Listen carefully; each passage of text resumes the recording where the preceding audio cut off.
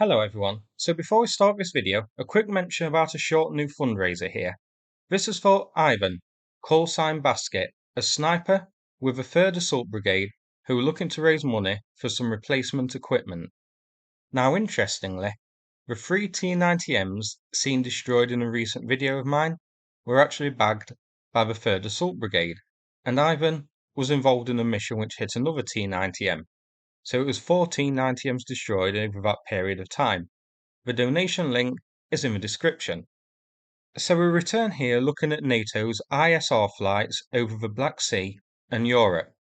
This information and the graphics were published and put together by Orion Intel on Twitter. Now, before we look at the recent ones from 20th of May until 5th of August, here is a video playing now showing the intelligence flights and the aircraft used between 20th of March until 5th of May. It's worth having a quick look at this, as then we can compare the frequency of the flights, different types of aircraft used, different locations potentially covered by different aircraft and that sort of thing. It gives a good overview of the different flights. So back to May and August. Now while this map shows us the frequency of the flights, it doesn't show us when the flights actually took place. So looking south towards Crimea, we can see a lot of flights taking place here. Putting them side by side to compare between March to May and May to August, we can see that there is a huge increase in flights around Crimea and the Black Sea area throughout May and August. However, as we don't know when these flights took place, we don't know if this increase is to do with increased Ukrainian activity around the Black Sea. For example, flights to monitor the outcome of a marine drone attack on the Gornyak, and also the SIG, which took place on the 5th of August, or monitoring the outcome of a marine drone strike on the Crimean Bridge, which took place on July the 17th.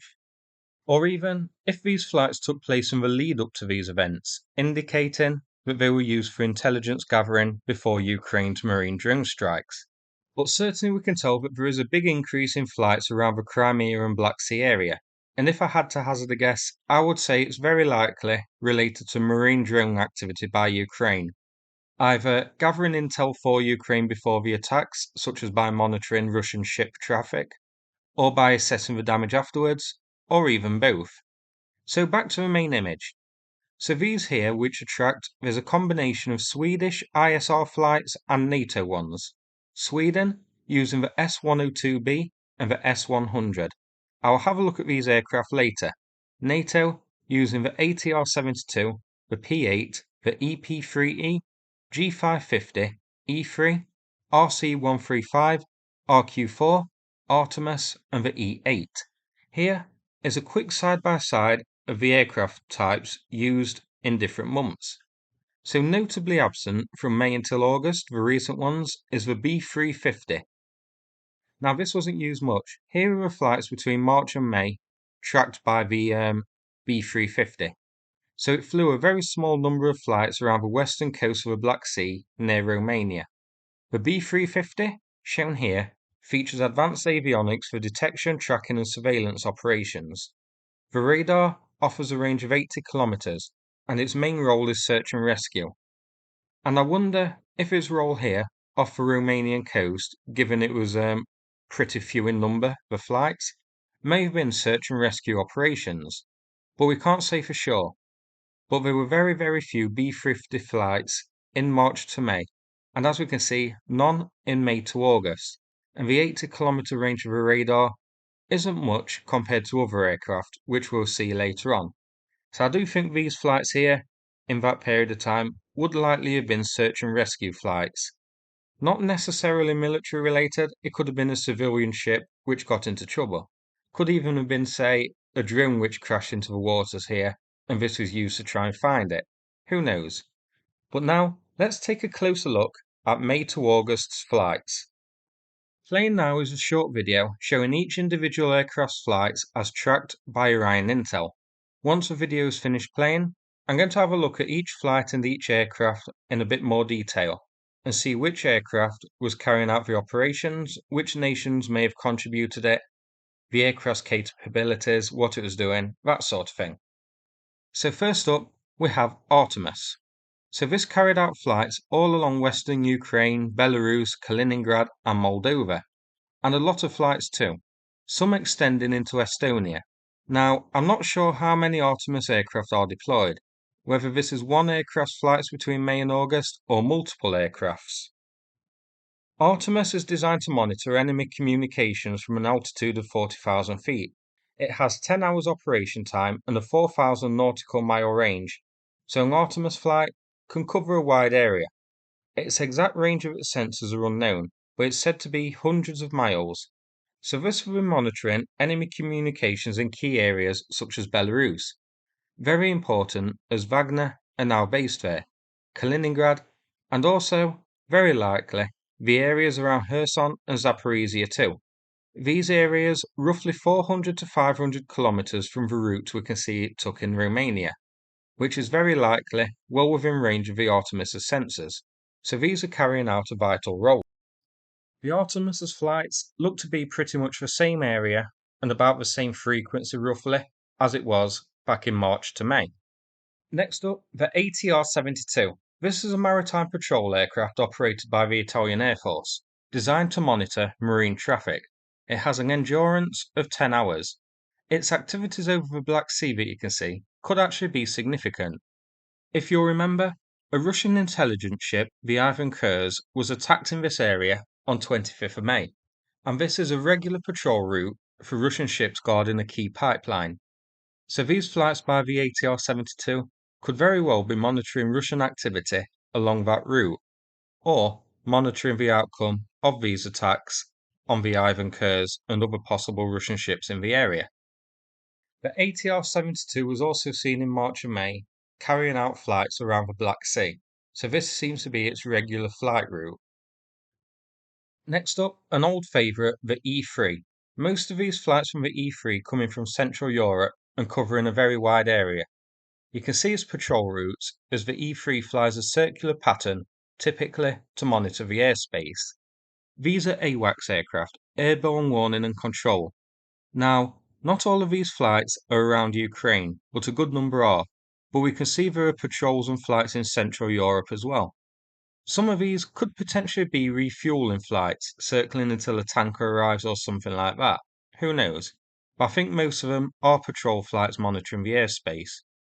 In Ukraine, we can see that there are a few flights near the Ukraine-Belarus border, a big chunk near Kaliningrad and northern Belarus, with the bulk of them being around Romania and the Black Sea region. Primarily designed to monitor the airspace, the radar has a range of 250 miles. So these flights on the Romanian coast can detect Caliber missile launchers from ships and Russian air activity around the Black Sea, as well as incoming missiles heading this direction from further afield, such as long-range missiles launched by bombers. So they play a very vital role in giving Ukraine advance warning of approaching missiles along this route. Around the Belarus area, these may also be monitoring MiG-31 launchers. Russia uses MiG-31s based in Belarus to launch a Kinzhal missile, so again, likely providing a key role in giving Ukraine warning of missile strikes. Comparing between flights in March to May and May until August, there is an increase of E3 flights and the flight paths have also changed slightly. For example, in March and May, you can see that E3 took some flights around Northern Europe and only flew limited amounts around Belarus. Between May to August, it flew more routes around Belarus than it did before, so a bit of a change in its patrol paths here. Next up, the E8. Again, mainly flying from Central Europe, the E8's patrol flights are mainly centered around Poland and the Belarusian border, as well as Kaliningrad. The E8 is a ground surveillance, battle management, and command and control aircraft, designed to track ground vehicles, collect imagery, and relay tactical pictures to commanders. Despite launching from Central Europe, these are only in service with the US. The E8 antenna can tilt to either side of the aircraft and provide a 120-degree field of view from either side, covering nearly 50,000 square kilometers, and it's capable of detecting targets at over 250 kilometers. With Wagner now in Belarus, these are pretty important. Though the risk of a Wagner attack on Ukraine from the north is still pretty low, it isn't out of the question, and these will be able to provide advance warning of any military build-up or movements. The frequency of these flights and the patrol routes are pretty similar overall, so not too many important or significant changes with the E8's route to mention. The G550 is next with what looks to be one huge solitary flight from Italy towards Lithuania and Latvia. A very peculiar one. The G550 is operated by Italy, and it's basically an airborne early warning aircraft. It monitors the airspace for aerial threats and can also gather intelligence on the enemy using sensors. Quite a strange flight, really, going from Italy all the way to Lithuania to presumably monitor the Belarusian airspace, especially considering there are likely closer assets able to perform the same role, such as the E3. Comparing the G550's flights between March and May and August, you can see back in March and May it carried out many more flights around the Black Sea area and also more around Belarus.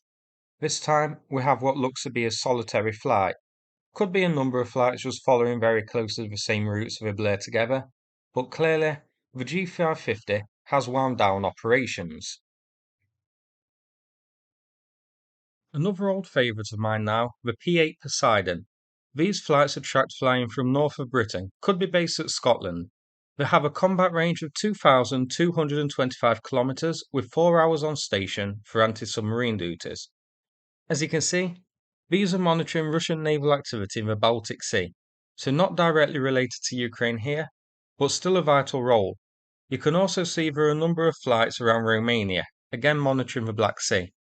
The P8 has a radar on its nose that has a range of 250 nautical miles. This is designed to monitor marine threats and traffic, including submarines. It's very clever.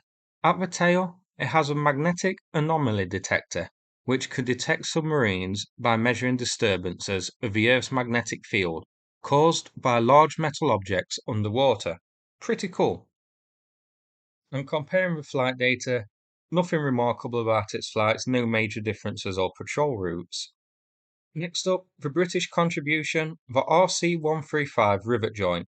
We can see the rivet joint has flew a lot, carrying out missions in a wide range of areas, from the Russian border with Estonia, north and western Belarus, and also the region of Romania, and a few over Moldova itself. At least one flight you can see went over the Black Sea itself. I would love to know if that flight coincided with one of Ukraine's marine drone attacks on Russia's ships. I would say it's very likely that was the case. RC-135 Rivet Joint is a signals intelligence aircraft with an advanced sensor suite, allowing the crew to detect, identify, and geolocate signals through the electromagnetic spectrum. These include signals from enemy communications and radar. It then passes the information gathered to commanders. These have a flight range of over 5,000 kilometers. Its sensors carry out signals intelligence operations at a range of 240 kilometers. And there's nothing too remarkable or different between the two periods of time and its patrol flights. Close to the same frequency, pretty close to the same patrol routes, so this hasn't changed its operations really. Next up, the RQ-4 Global Hawk. These have carried out operations monitoring the Black Sea throughout the war. As you can see, they fly east to west along the Black Sea south of Crimea. These have a huge range of over 22,000 kilometers and can stay in the air for over 30 hours. They carry out surveillance and can survey 40,000 square miles or 100,000 square kilometers of terrain a day. Pretty impressive. These are one of the key intelligence assets for NATO and Ukraine. Its camera is capable of detecting objects as small as 30 centimeters in diameter from 20 kilometers in the air. I expect these have played a key role in helping Ukraine in carrying out its marine drone strikes by monitoring Russian ship movements, as well as monitoring frigates moving out of Sevastopol to carry out caliber strikes and information about supply via transport ships to Crimea. I've already looked at the increase of flights over the Black Sea area and Crimea, primarily carried out by the RQ-4. Next up, Saab S-100. These carry out flights off the Swedish coast from the Baltic Sea. These are AWACS aircraft. The radar is an unusual design which has a lower drag than that mounted on the E3, but it has a dead zone directly behind and in front of the aircraft. The radar is pretty capable though, able to track ships, planes and missiles at between 300 to 400 kilometers. Finally, the S-102 another Swedish aircraft which carries out flights near Ukraine, flying along the Polish border with Ukraine and Belarus, as well as its usual flights in the Baltic. I can't find too much about their capabilities, but they perform ELINT missions. ELINT meaning electronic intelligence. Their sensors collect and analyze and emit electronic emissions from communications and radar equipment. So as you can see, NATO is certainly keeping up with its valuable intelligence gathering and surveillance flights, carrying out a variety of roles, including maritime patrol and intelligence gathering missions around the Black Sea. Airborne early warning is a vital role, especially with the E3 near the Black Sea gathering intel on missile launchers and signals intelligence flights. With Wagner now based in Belarus, the missions around there have increased importance. Just in case Wagner do try anything, hopefully NATO's intelligence flights will be able to detect the communications and vehicle build-up and vehicle movement and that sort of thing, and give Ukraine advance warning just in case Wagner do try anything. So that's it for this video, a longer one than usual here, but one I hope you found interesting. If so, please click like and subscribe, I'd appreciate it. Thanks again, and take care everybody.